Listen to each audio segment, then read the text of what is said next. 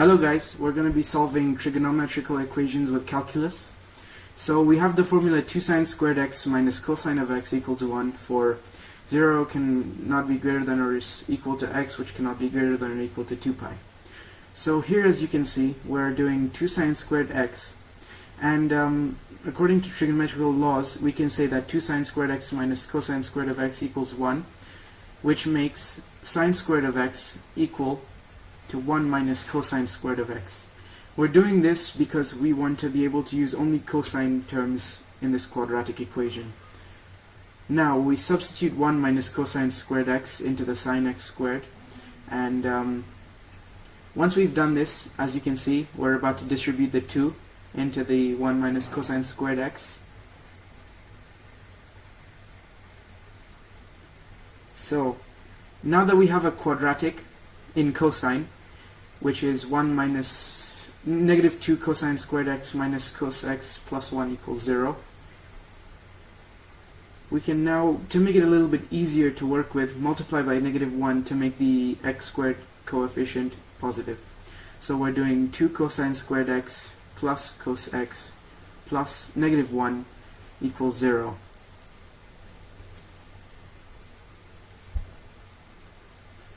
Now, once we factor this, or factorize it, we get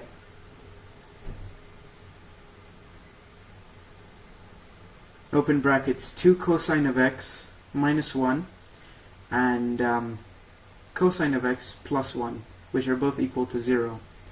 So for 2 cosine of x minus 1, what we can do is we can make it so that we have only cosine of x on one side. To do this, we subtract 1 and then divide by 2 to make it cosine of x equals a half. Now, with our knowledge of special triangles and the unit circle, we can determine that using the 30, 60, 90 triangle, that we're going to use cosine to work it out. So we get the angle of 60, which is cosine 60 equals 1 over 2. And on the unit circle, we usually have two positive values for cosine, because it is always positive on the first quadrant and on the fourth quadrant. So now we're going to go up by increments of 60, which is in radians pi over 3. And we go, the first time it's positive is in the first quadrant, where we get pi over 3. We then keep going on past the third quadrant and into the fourth quadrant, where once again cosine is positive, which is where we get 5 pi over 3. Hence, we can say that cosine of x equals to pi over 3 or 5 pi over 3. And when cosine of x is equal to negative 1, cosine of x is always equal to pi. Thank you for watching. I hope you learned something. Bye-bye.